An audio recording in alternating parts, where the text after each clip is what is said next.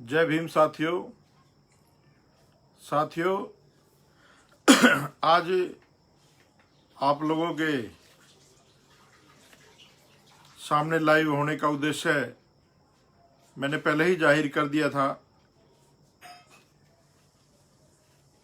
कि एक बड़बोली महिला बहुजन समाज के स्वाभिमान के साथ खिलवाड़ करना चाहती है। जिस तरह की भाषा का इस्तेमाल उस मूर्ख महिला ने इस हिंद की शेरनी, भारत की सबसे ताकतवर महिला के खिलाफ किया, बहुजनों की आन बान शान पहचान, मैं कहूँगा पूरी दुनिया में माननीय बहन जी के खिलाफ जिन शब्दों का इस्तेमाल किया, आज उसको जवाब देने के लिए आप लोगों से रूबरू होना पड़ा। साथियों, मैं 7 बजे भी लाइव आया था तो फ़ोन की बैटरी ख़त्म हो गई थी, इस वजह से दोबारा आपसे रूबरू होना पड़ा। साथियों, बहन जी के खिलाफ जिस तरह के आप शब्द उस महिला ने लिखे, एक महिला होकर किसी महिला के लिए इतना गंदा सोचना, महिला होने पर अफसोस होना चाहिए उसको कि वो महिला पैदा हुई। दूसरी बात, उनकी जो माँ है, पूरी कांग्रेस पार्टी की जो माँ है सोनिया गांधी,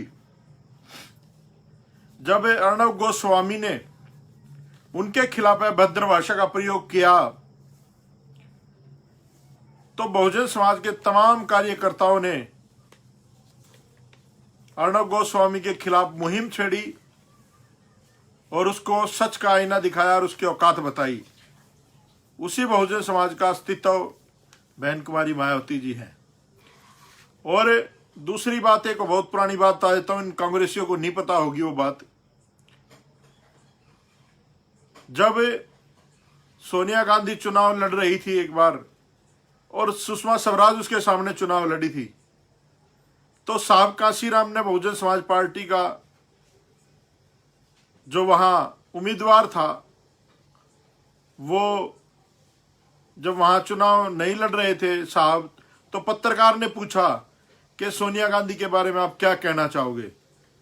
तो साहब काशीराम जी ने कहा था कि क्या सुनना चाहते हो, कि विदेशी है, इटली से आई है, बाहर की है। कह रहा नहीं, वो इस देश की बहू है, इस देश की बेटी है, वो हमारी है।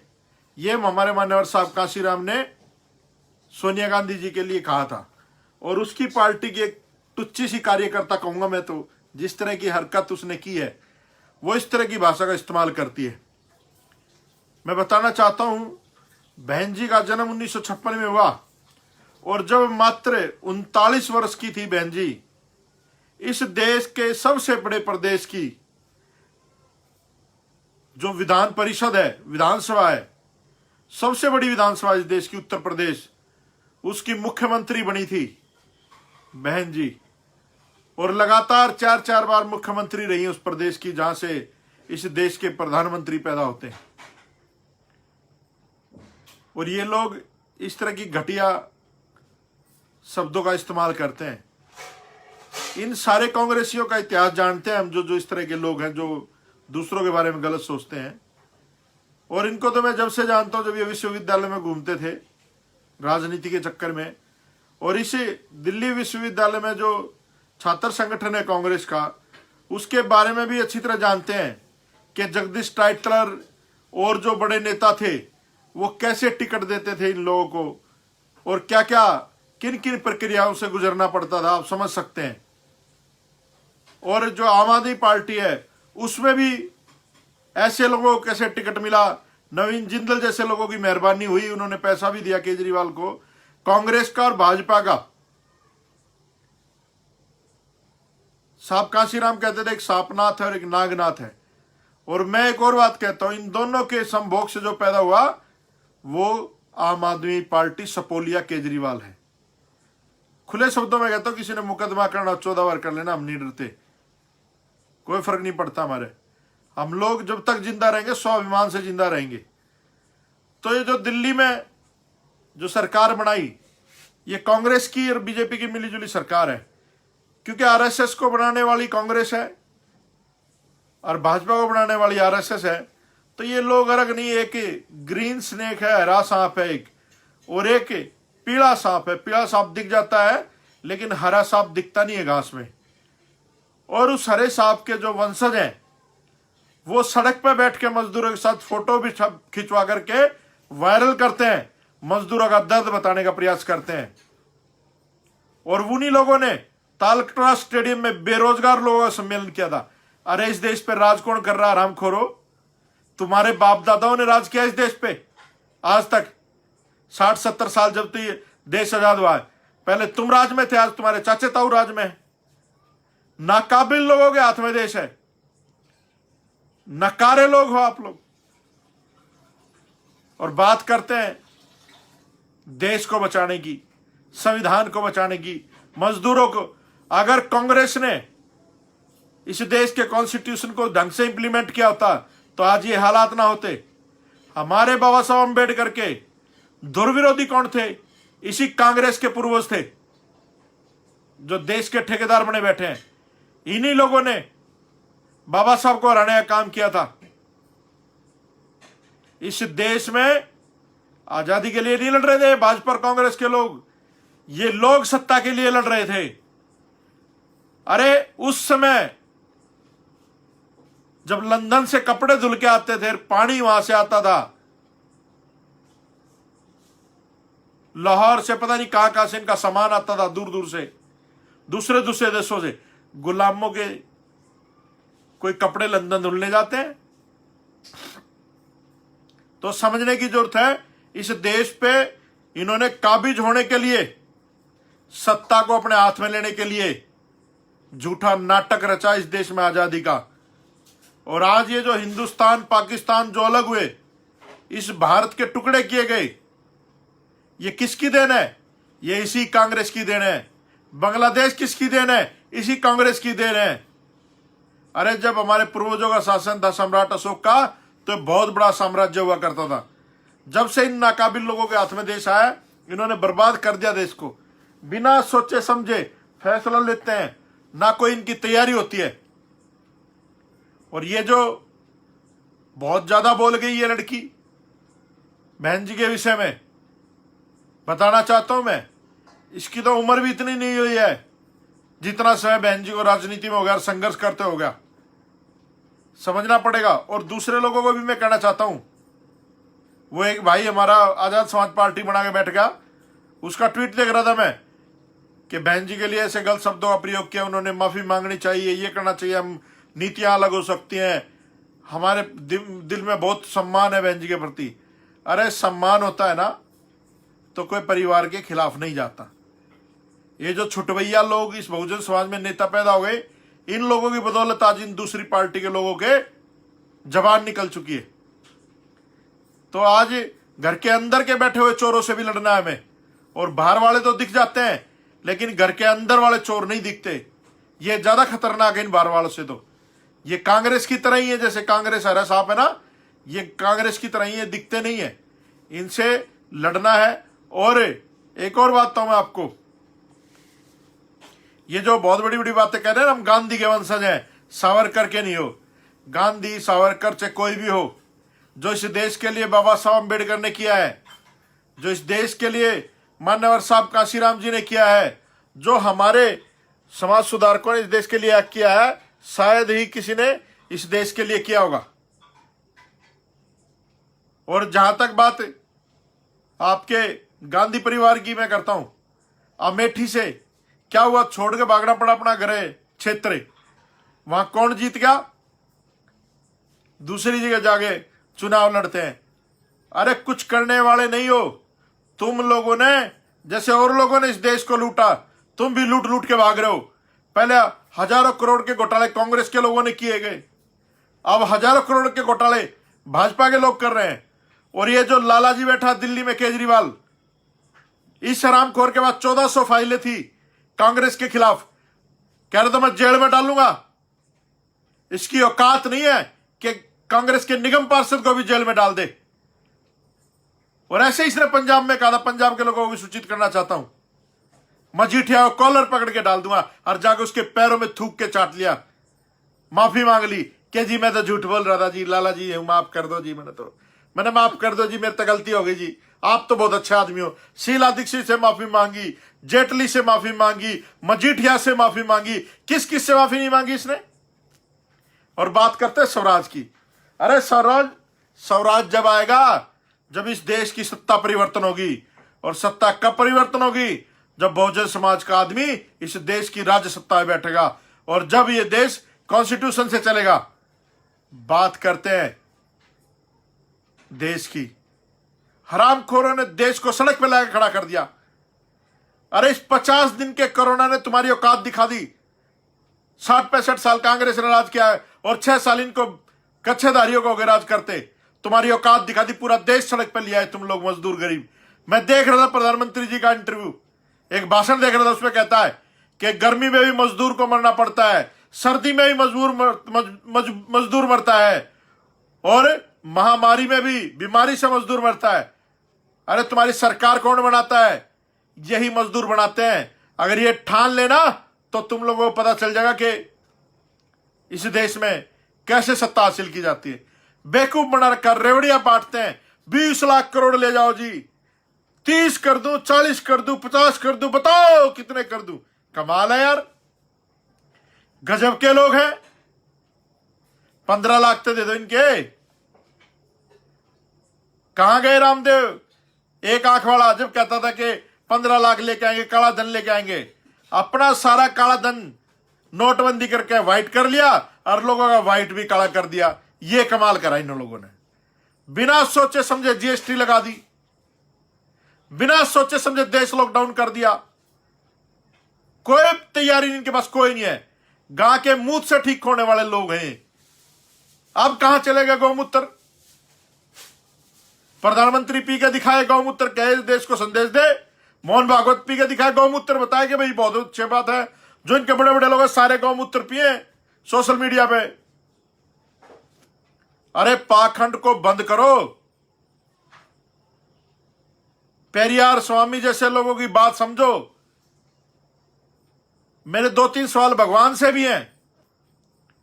मैं पूछना चाहता हूं भगवान से, क्या भगवान कोई डर है आपको? आप किसी को कभी दर्शन नहीं देते, कभी नहीं मिलते। दूसरा सवाल, इतनी कितनी भूख लगती है भगवान को, सबसे प्रसाद लेता रहता है, खाता रहता है। इतनी भूख मरी फिर भी प्रसाद लेता खाता रहता। क्या भगवान बहरा है? जो बलात्कार होती हुई महिलाओं की चीख नहीं सुनती उसको? गरीब मजदूर जो सड़क पर चल रहे हैं उनकी परेशानी नहीं दिख रही? कहां गया भगवान? कमाल के लोग हैं। हनुमान ने सूर्य खा लिया, अमेरिका को पता ही नहीं वहां चांदना हो रहा है। कमाल के लोग हैं। तो भाई अगर ये कांग्रेस के लोग समझते हैं कि किसी भी तरीके से हमारे से ज्यादा सुपीरियर है, तो मैं चैलेंज करता हूं उस महिला को जिसने बहन जी के खिलाफ ये गंदी भाषा का इस्तेमाल किया है। अपने बाप को ले आओ, राहुल गांधी को, और बिठाओ हमारे साथ, जोर से टेलीविजन पर कहोगे, उस पर बैठेंगे और बताएंगे इतिहास इस देश का, और कहेंगे बात बता, हमारे सामने बात करके दिखाए। इनकी औकात नहीं है। इस देश में सब कुछ ब्राह्मणवादी मनुवादी है। साहब कांशीराम कहते थे कि मनी माफिया मीडिया ये सब आपके खिलाफ हो जाएंगे। आज जितने भी टेलीविजन है, जिसके भी घर में है, वो सारे कार्यकर्ता है भाजपा के। वो निष्पक्षता से काम ही नहीं करते। ऐसे लगे 20 लाख करोड़। अरे क्या कर दिया तुमने? सारा देश की औकात दिखा दी तुम लोगों ने। कितनी मतलब आराम से इन लोगों ने पूरे देश को, मजदूरों को उनके घर भेज दिया कि भाई अपने गांव में जाओ, अपने गांव में रहो, और गांव में ही शोषण सहते रहो इनका, जो ब्राह्मणवादी मनवादी लोग हैं। अभी लॉकडाउन के सारे हमारे लोगों को खूब अत्याचार हो रहे हैं, खूब हमारी बहन बेटियों का बलात्कार हो रहा है, खूब हमारे लोगों को मारा जा रहा है, खूब हमारे लोगों के साथ एट्रोसिटी हो रही है इस लॉकडाउन के दौरान। कोई नहीं बोलता।